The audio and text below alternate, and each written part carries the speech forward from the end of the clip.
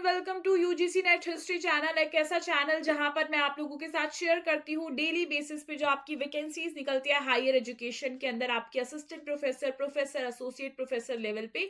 कहीं ना कहीं ये चैनल एक आपका इसलिए बनाया गया है। बहुत बार ऐसा होता है कि हम लोग ट्राई करते हैं कि हम किसी कॉलेज के अंदर, किसी यूनिवर्सिटी के अंदर अपने करियर को स्टार्ट कर सके, बट प्रॉब्लम ये होती है कि हमें टाइम के साथ में ना अपडेट नहीं मिल पाता है और हमारे से जो बहुत सारी ऐसी अच्छी अपॉर्चुनिटी होती है जो मिस हो जाती है।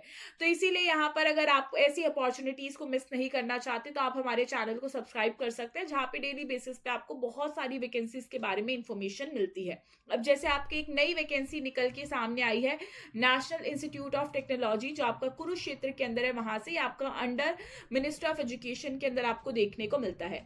सो यहाँ पर ये आप लोगों का पूरा जो एप्लीकेशन फॉर्म है इसका आउट हुआ है, और यहाँ पे कोई भी इंडियन जो है यहाँ पे आप जो इस फॉर्म को अप्लाई कर सकते हो, बट हाँ कुछ क्वालिफिकेशंस जो आपके पास होनी चाहिए जो इन्होंने डिमांड किया, उसके बाद अप्लाई कर सकते हो आप।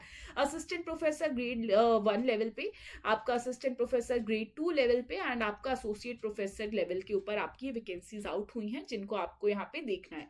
अब बात ये आती है कि आपके कौन कौन से डिपार्टमेंट में वैकेंसीज आपको देखने को मिली है और कौन सी पोस्ट के लिए आपको देखने को मिली है। तो सबसे पहले बात करते हैं असिस्टेंट प्रोफेसर ग्रेड 2 के लिए। तो यहाँ पे देखो कौन कौन सी डिपार्टमेंट में इनके लिए वैकेंसी है। सिविल इंजीनियरिंग में आपको देखने को मिलेगा। अब देखो ये पोस्ट आपको दिया गया है कि मतलब कि कौन सी कैटेगरी यहाँ पे अप्लाई करेगी और नंबर दिया गया है पोस्ट का। जैसे कि असिस्टेंट प्रोफेसर ग्रेड 2 के लिए आप लोगों का सिविल इंजीनियरिंग में पोस्ट निकला है, ठीक है। बट कैटेगरी देखनी है कि आपका एससी कैटेगरी के लिए 2 पोस्ट है, ST1, OBC1, EWS1 और आपका अनरिजर्व 2।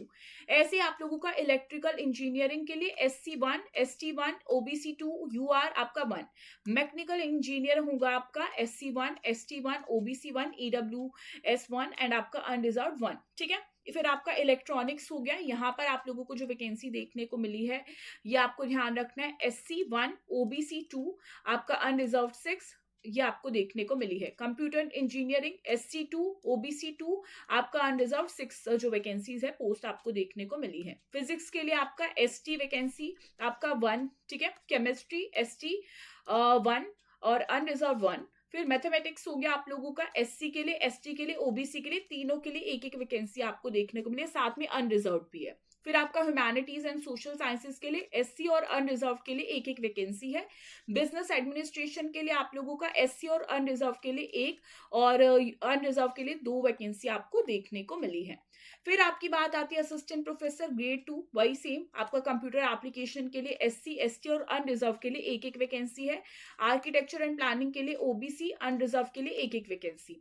फिर आपका असिस्टेंट प्रोफेसर ग्रेड 1 के लिए बात करें तो आपका सिविल इंजीनियरिंग के लिए आपका SC, ST, OBC आप लोगों का 1 वैकेंसी। इलेक्ट्रिकल इंजीनियरिंग के लिए आपका SC और EWS एक एक वैकेंसी।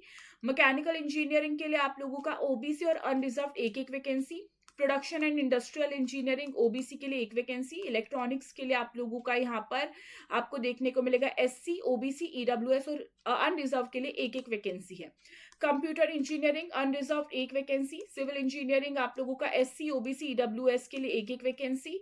इसी के साथ में ये वाली जो वैकेंसी है ना, ये आपके एसोसिएट प्रोफेसर के लिए है, ओके। तो सिविल इंजीनियरिंग वाली और साथ में इलेक्ट्रॉनिक्स के लिए EWS के लिए आपकी एक वैकेंसी। कंप्यूटर इंजीनियरिंग के लिए आप लोगों का SC, ST, EWS एक एक वैकेंसी। फिजिक्स OBC आपका एक वैकेंसी। बिजनेस एडमिनिस्ट्रेशन OBC एक वैकेंसी। कंप्यूटर एप्लीकेशन ST एक वैकेंसी। आर्किटेक्चर एंड प्लानिंग आपका अनरिजर्व कैटेगरी एक वैकेंसी। तो ये सारी की सारी आपकी वैकेंसीज आपको देखने को मिली है मल्टीपल पोस्ट और मल्टीपल डिपार्टमेंट्स में, जो आपको चेक कर लेना है। अब इसी के साथ में आपका का पूरा क्वालिफिकेशन उन्होंने दिया है कि आपके पास क्या क्वालिफिकेशन, क्या एक्सपीरियंस होना चाहिए, जिसको आपको देख लेना है। फॉर एग्जांपल जैसे आपको असिस्टेंट प्रोफेसर ग्रेड 2 के लिए अप्लाई कर रहे हैं तो आपका पे लेवल ये होने वाला है, साथ में आपके पास PhD होना चाहिए। असिस्टेंट प्रोफेसर ग्रेड 1 के लिए अप्लाई कर रहे हैं तो आपका पे लेवल ये होगा, PhD होना चाहिए, प्लस साथ में आपके पास 3 ईयर का एक्सपीरियंस होना चाहिए PhD के बाद, और साथ में आप लोगों का 6 ईयर का टोटल आप लोगों का टीचिंग एंड रिसर्च एक्सपीरियंस होना चाहिए, ठीक है। और आपके लिए जो क्रेडिट पॉइंट्स है यहाँ पे 20 से यहाँ पे काउंट किए जाएंगे। इसी के साथ में एसोसिएट प्रोफेसर के लिए फिर आपको यहाँ पे पीएचडी होना चाहिए, 6 साल का पीएचडी के बाद एक्सपीरियंस होना चाहिए। ये आपकी कुछ जो क्वालिफिकेशन है इन्होंने डिमांड किया, जिसको आपको प्रॉपरली डिटेल में पढ़ना है।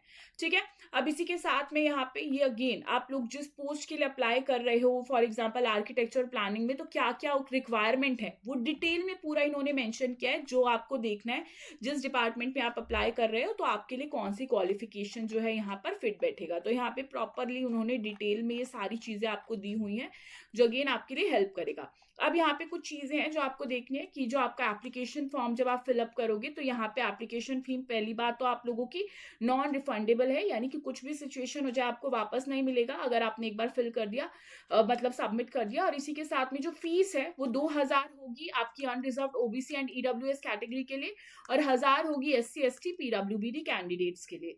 ठीक है, अब इसी के साथ में और क्या ध्यान रखना है आप लोगों को इस पूरे के पूरे नोटिफिकेशन में, वो ये है कि आप कैसे अप्लाई करेंगे। तो यहाँ पे पूरा का पूरा इन्होंने प्रोसेस बताया।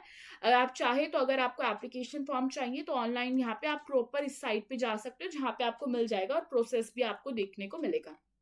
ठीक है, अब यहाँ पे देखो, अब बात ये आती है कि लास्ट डेट यहाँ पे क्या होने वाली है, क्योंकि बहुत जरूरी चीज होती है कि कब फॉर्म निकला, कब यहाँ पे आउट हुआ। तो ये देखो, एक्चुअल में नोटिफिकेशन ना आप देखोगे कि पुराना है, ठीक है, बट इन्होंने क्या किया, इसको दोबारा से निकाला है। 2024 के बाद इनको दोबारा से निकाला है, बट इन्होंने दोबारा से इस पे डेट नहीं दी है।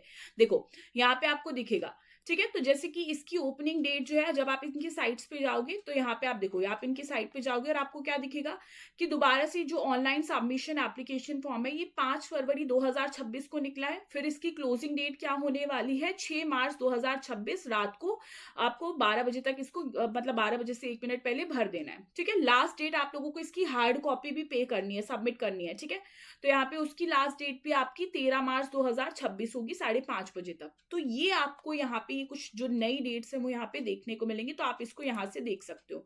ठीक है, तो ये पूरा का पूरा आप लोगों का जो एप्लीकेशन फॉर्म है आउट हुआ है, ये पूरा नोटिस आउट हुआ है, तो आपको जल्दी से अपॉर्चुनिटी को मिस नहीं करना है। बहुत सारी मल्टीपल वैकेंसीज हैं, अलग अलग डिपार्टमेंट में है, अलग अलग कैटेगरी के लिए है, तो इन अपॉर्चुनिटीज को मिस मत करना। सो इसी के साथ एंड करते हैं आज का सेशन। तो अगर आपको अच्छा लगा ये वीडियो तो आप इसको शेयर कर सकते हैं, ताकि और लोगों को भी इसके बारे में इंफॉर्मेशन मिले, और ऐसी ही और भी अपडेट के लिए आप हमारे चैनल को फॉलो कर सकते हैं। Thank you so much.